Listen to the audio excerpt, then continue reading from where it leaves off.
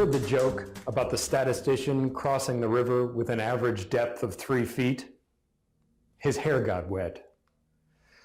What this joke shows us is that the siren song of numbers can be so enticing that they cause us to pay attention to the wrong thing. Averages are one gross measure of the nature of a group of numbers.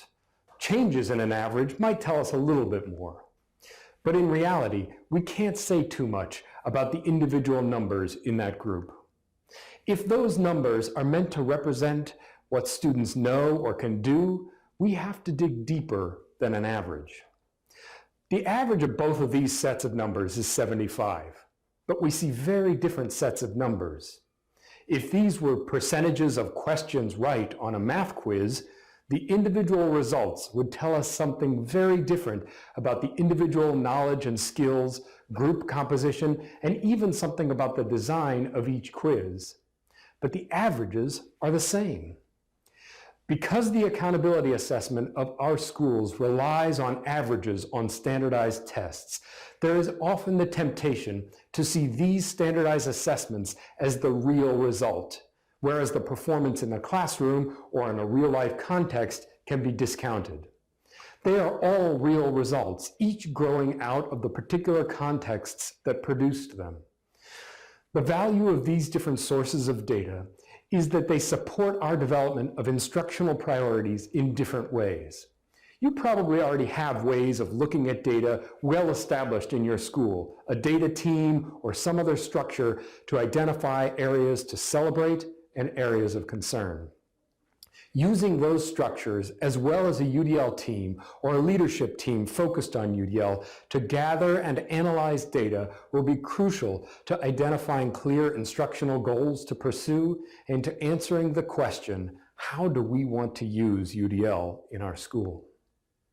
One key to the work of these data teams is ensuring that they dig deeper than average test scores or even disaggregated test scores by subgroup or standard to really build a theory of why a particular group of students achieved the scores they did, which resulted in these averages. The purpose of this step in the process of implementation is to first identify clear instructional goals for the school, and second, to articulate UDL goals to support the pursuit of these instructional goals. Let's walk through an example to illustrate what this might look like. For example, here is a line of inquiry you might follow. If you are seeing low average test scores on the 5th grade open response writing, on the state test in English language arts, you might drill down to look at the common writing assessments for grades 3 through 5. When you look carefully at the results from these classroom-based assessments, you realize that there is a trend across much of the student writing that ideas are not well organized. Many students scored high on the content part of the rubric. They have good ideas, but lower on the organizational aspects. The main ideas of each paragraph are not clearly articulated or supported with details. Furthermore, you found that in your last set of instructional rounds focused on the question, how are classrooms designed to support executive function, that learners had few opportunities to self-assess, monitor their progress toward goals, and even set their own goals in writing or other subjects.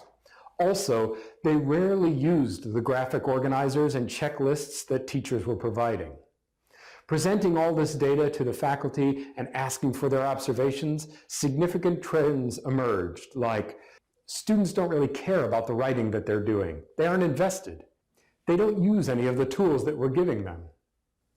A few of the students are writing well thought out and carefully organized paragraphs. The purpose of looking carefully at data from a variety of sources at a variety of levels is to base our implementation decisions on what is actually happening, ensuring that these measures fit with our own intuition and understanding of our school and classrooms. In a UDL context, digging beyond broad averages, both across a test and across the individuals taking the test, allows us to identify specific barriers. In fact, you can think of using data in a UDL context as a hunt for barriers. If you want, you can pause here and discuss some of the barriers that you might hypothesize from the previous scenario. In this example, I heard possible barriers related to executive function and recruiting interest. In particular, students do not seem to have enough opportunities to self-assess, set and track their own goals. They do not yet own the writing process. As one teacher said, they don't use any of the tools that we're giving them. I would guess that's because they don't yet know what those tools can do for them. They don't have a bigger picture of where their learning is headed in writing. All of these point to providing options for executive function, recruiting interest, and expression and communication, specifically optimizing relevance, value, and authenticity, guiding appropriate goal setting, and enhancing capacity for monitoring progress. With all of this rich information, an instructional goal and a UDL goal begin to emerge. A possible instructional goal might be to support learners to organize their thoughts in writing, especially clear articulation of main ideas and supporting details. Along with this goal, we have noticed some opportunities for UDL.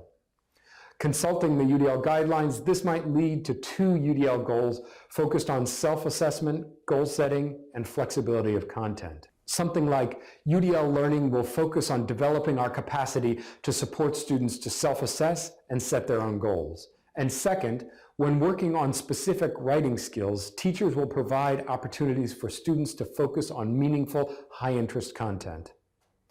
Essentially, by setting a UDL goal related to an instructional goal, we are developing a theory of action, a conditional statement summarizing what you think is getting in the way of achieving that instructional goal. The theory of action here is, if we give students the chance to work on their writing in the context of topics they care about and support them to engage in self-assessment and goal setting, they will be more likely to engage with the executive function supports we are providing and be better able to organize their ideas in writing. All of this grows directly out of careful examination of data at all levels. Averages on standardized tests, test scores disaggregated by subgroup and by standard, common curriculum assessments, observational data gained through rounds and informal observations. Standardized averages and disaggregated data might point you in an initial direction. Common assessments can give you more detail on how these trends play out in the classroom. Observational data begins to give color to the stark black and white outlines of test data and begins to help answer the question, why is this happening? One caveat, not all conclusions get tied up in a neat little bow like this one. There will be a prolonged digging process to yield the data and trends that help bring clarity. There are, of course, also many other sources of data that are relevant to academic performance, to student well-being, and development as expert learners, especially as you begin to look at how to use UDL not only in the classroom, but to inform decision-making across the entire school.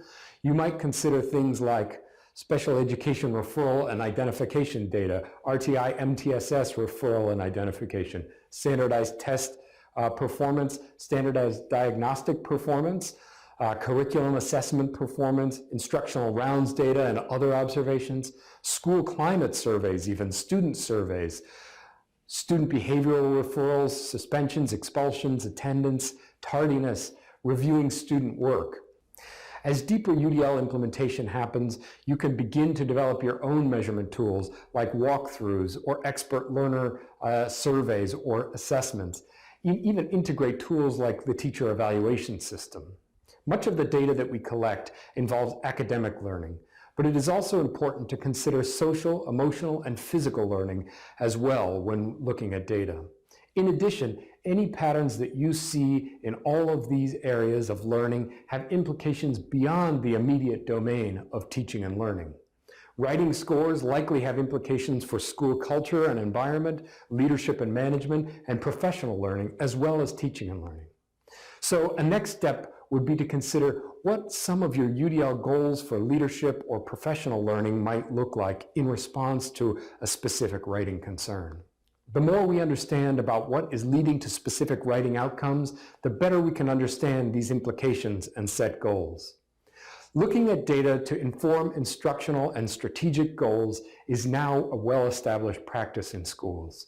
Broadening this examination of data beyond standardized test score averages allows us to ensure that we're reaching all learners. Using data like instructional rounds, student surveys, and observational data adds color and meaning to rough outlines. This fuller picture becomes the map for our hunt for barriers in our learning environments. These barriers guide both our intentional learning about UDL and our strategic application of the UDL guidelines. With that, I say, happy hunting.